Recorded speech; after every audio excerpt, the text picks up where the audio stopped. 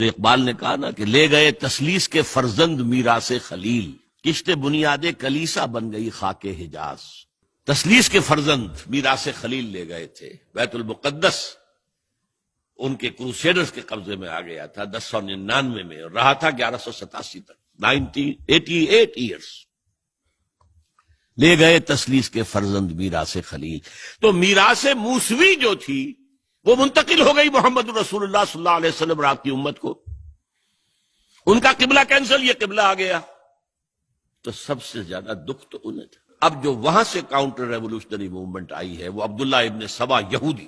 بعض لوگ آج یہ بھی کہہ دیتے ہیں کہ یہ تو ایک ایسی ہی افسانوی شخصیت ہے، کوئی اس کا وجود ہی نہیں تھا، بڑی زیادتی کرتے ہیں، خاص طور پر ہمارے بعض اہل تشیع یہ کہتے ہیں، حالانکہ ان کی کتابوں کے اندر درج ہے کہ حضرت علی نے عبداللہ ابن سبا اس کے 40 ساتھیوں کو آگ میں زندہ جلوایا۔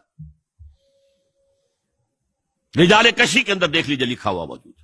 لیکن چونکہ کچھ لوگوں نے شیعیت کے لیے لفظ سبائیت استعمال کرنا شروع کر دیا، اس لیے وہ ڈیفنس میں کہتے نہیں سبا تو یہ تو افسانوی شخصیت ہے، سبا کوئی تھا ہی نہیں عبداللہ ابن سبا۔ نہیں، عبداللہ ابن سبا ایک شخص تھا یہودی، وہ اسلام کا لبادہ اوڑھ کر آ گیا دارالاسلام میں۔ حضرت عثمان رضی اللہ تعالیٰ عنہ کا ہے۔ اور ایک مغالطہ میں چاہتا ہوں کہ ان دی فرسٹ انسٹنس دفع کر دوں۔ عام طور پر اتنی غلط طریقے سے تاریخ بیان ہوئی ہے کہ حضرت عثمان کے عہد خلافت کو سمجھتے ہیں پورا کا پورا عہد خلافت غالباً فتنوں ہی کے اندر تھا اور اختلافات ہی تھے اور خانہ جنگ۔ معاذ اللہ، ایسا نہیں تھا۔ طویل ترین دور جو ہے دور خلافت حضرت عثمان کا ہے، 12 سال۔ حضرت ابوبکر کے 2.5 سال، حضرت عمر کے 10 سال، دونوں کو جمع کریں گے تو عثمان کا، اور اس میں 10 سال بالکل اسی شان کے ہیں جو حضرت عمر کے خلافت کے شان، کوئی اختلاف نہیں۔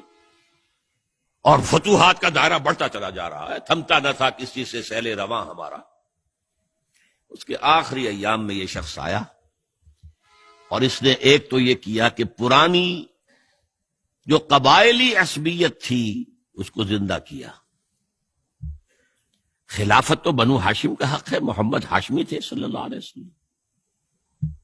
ہاؤ کم یہ ایک بنو امیہ کا شخص کیسے بیٹھا ہے؟ دیکھیے اس شخص نے کتنا انتظار کیا۔ حضرت ابوبکر بنو امیہ میں سے نہیں تھے، لہذا یہ فتنہ اس کے خلاف نہیں ہو سکتا تھا، کیونکہ چشمک جو تھی وہ بنو امیہ اور بنو ہاشم کی تھی، بڑی پرانی تھی۔ یہ بڑے برابر کے یہ دو کلینز جو تھے مد مقابل تھے ایک دوسرے کے، باقی چھوٹے قبیلے تھے، بنو تیم ہیں، بنو عدی ہیں، لیکن مقابلہ تھا بنو امیہ اور بنو ہاشم کا۔ حضرت ابوبکر بنو تیم میں سے، حضرت عمر بنو عدی میں سے، بنو امیہ میں سے حضرت عثمان۔ اب اس کو موقع ملا، اب آیا یہ اموی، یہ بن گیا۔ یہ سب غاصب ہیں، ابوبکر بھی، عمر بھی، عثمان بھی۔ خلافت پہلے دن سے علی کی ہے اور اس کو ملنی چاہیے۔ اس سے آگے بڑھ کر، اور علی تو خدا ہے، انکارنیٹ، گاڈ انکارنیٹ، یہ اس کا عقیدہ جس نے پھیلایا۔ یوں سمجھئے ایک شخص نے حضرت عیسیٰ کے دین کو زیرو کر دیا تھا۔ لوگ مانتے نہیں کہ ایک شخص اتنا کچھ کر سکتا ہے۔ یہودی اور سازشی ذہن، ان کی صلاحیت اور ذہانت۔ ایک شخص تھا پال، حضرت عیسیٰ کو خدا کا بیٹا بنانے والا، وہ توحید ختم، تسلیس آ گئی۔ شریعت کو ختم کرنے والا وہ حضرت عیسیٰ کہہ کر گئے تھے تم پر شریعت موسوی نافذ رہے گی، اس نے کہا نہیں، ایبروگیٹڈ، نو شریعہ۔ نمبر 3، حضرت عیسیٰ نے کہا تھا تمہیں تبلیغ کرنی ہے صرف یہودیوں تک۔ I have been sent only in search of the lost sheep of the house of Israel۔ میں صرف اسرائیل کے گھرانے کی کھوئی ہوئی بھیڑوں کی تلاش میں آیا ہوں، تمہیں باہر تبلیغ نہیں کرنی۔ اس نے تبلیغ کا دائرہ وسیع کیا۔ وہ دین مسیحیت ختم، وہ دین پالزم ہے جو چلا ہے اس کے بعد۔ سمجھ رہے اس بات کو؟ اور یہ ڈاکٹر مائیکل ہارٹ نے بالکل صحیح لکھا ہے کہ کرسچینٹی جب تک حضرت مسیح موجود تھے وہ سوائے ایک یہودیوں کے فرقے کے اس کی کوئی اور حیثیت نہیں تھی، لیکن پال نے اسے ایک انڈیپینڈنٹ دین بنایا۔ ایک شخص کی کارروائی ہے یہ ساری، اور آج پوری دنیا، پوری عیسائی دنیا اسی پر ہے، تسلیس پر بھی، اور شریعت ختم، اور دعوت جو ہے کرتے پھر رہے ہیں پوری دنیا کے اندر۔ اسی طرح اس نے کیا، قبائلی عصبیت کو چھیڑا، اور حضرت علی کا مبالغہ کیا یہ خدا ہے، اوتار، گاڈ انکارنیٹ۔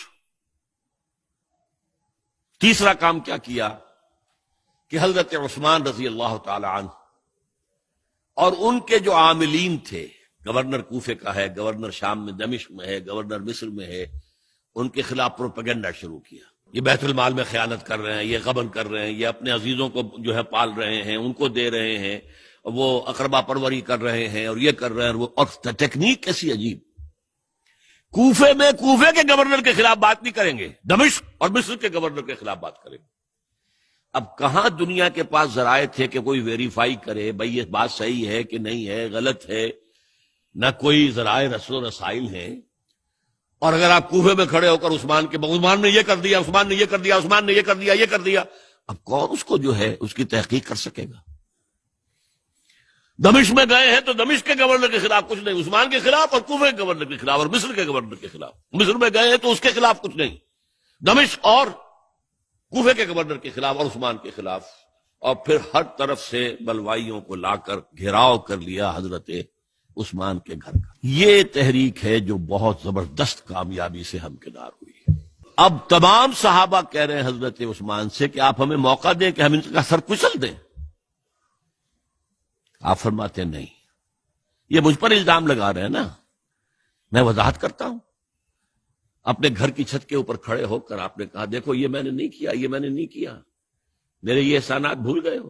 حضرت علی نے مسجد نبوی میں کھڑے ہو کر جتنے الزامات لگائے تھے ان سب کی طرف سے برات کا معاملہ کیا کہ جھوٹ کہہ رہے ہو تم، عثمان پر کوئی غلطی جو ہے، کوئی خیانت ثابت نہیں۔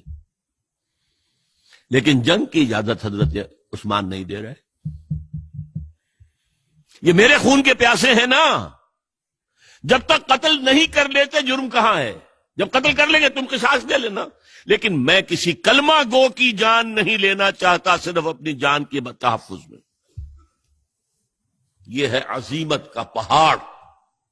لوگ کہتے ہیں کمزور تھے، جان بچانے کے لیے تو آدمی پتہ نہیں کیا کچھ کر بیٹھتا، اور طاقت ہو تو طاقت کو کیسے استعمال کرے گا۔ حضرت امیر معاویہ کی طرف سے پیغام پر پیغام آ رہے ہیں کہ آپ ہمیں اجازت دیں میں فوجیں بھیجوں اور ان کا قلع کما کر دیا جائے۔ حضرت عمرو بن العاص کا پیغام آ رہا ہے مصر سے، آپ ہمیں اجازت دیں۔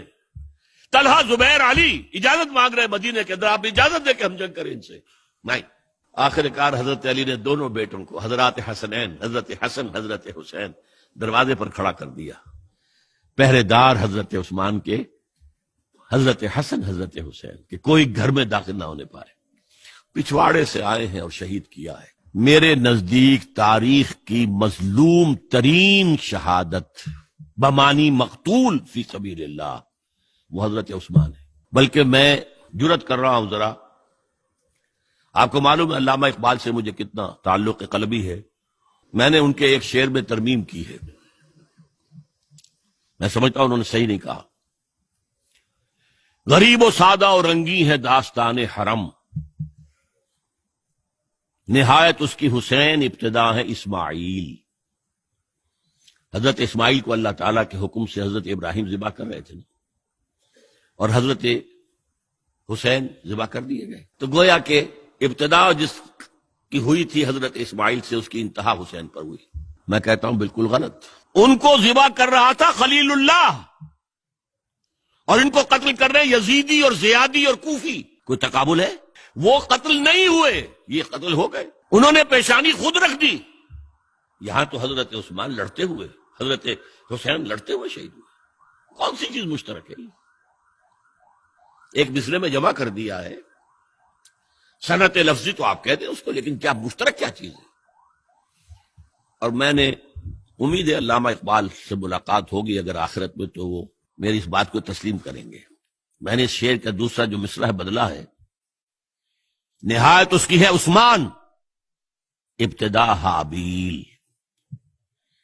حابیل جنہوں نے کہا تھا بھائی جان آپ مجھے قتل کرنے کے لیے ہاتھ اٹھائیں گے تو میں اپنا ہاتھ نہیں اٹھاؤں گا آپ کو قتل کرنے کے لیے۔ عثمان نے کہا کہ میں نہیں کسی کو قتل کروں گا، کسی کلمہ گو کو، جو مجھے قتل کر دیں گے پھر ان سے قصاص لے لیں۔ عثمان کے پاس لاکھوں کی فوجیں، اسٹینڈنگ آرمیز، پھر بھی انہوں نے اپنی جان دے دی۔ حضرت حسین بہرحال جتنے بھی افراد تھے بہادری سے، شجاعت سے لڑتے ہوئے شہید ہوئے، اس میں کوئی شک نہیں، لیکن لڑتے ہوئے شہید ہوئے نا، حابیل کی طرح۔ یہ تو نہیں کہا کہ تم مجھے کرتے ہو تو کر دو، میں تو تمہیں قتل نہیں کروں گا، نہیں۔ بہرحال یہ جو تھا فتنہ، اس کو کہا ہے اور اس کو کتاب میں لکھا گیا، باقاعدہ ایک تصنیف ہے، الفتنۃ الکبریٰ، عظیم ترین فتنہ، حضرت عثمان کی شہادت۔ اس وقت عبداللہ ابن سلام رضی اللہ تعالی عنہ، ایک یہودی عالم دین تھے جو اسلام لے آئے تھے، انہوں نے کہا تھا لوگو ڈرو، عثمان کے خون کا نہ بہانا۔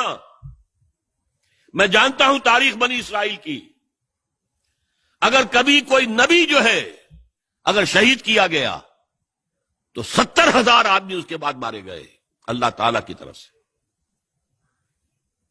اور نبی کا اگر کوئی خلیفہ قتل کیا گیا تو 35,000 آدمی مارا گیا۔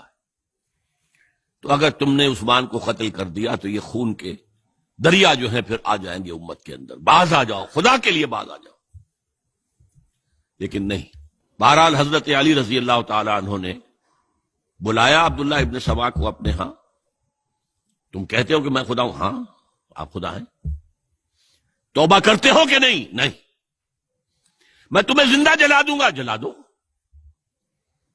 تم خدا ہو، ہماری آزمائش کر رہے ہو۔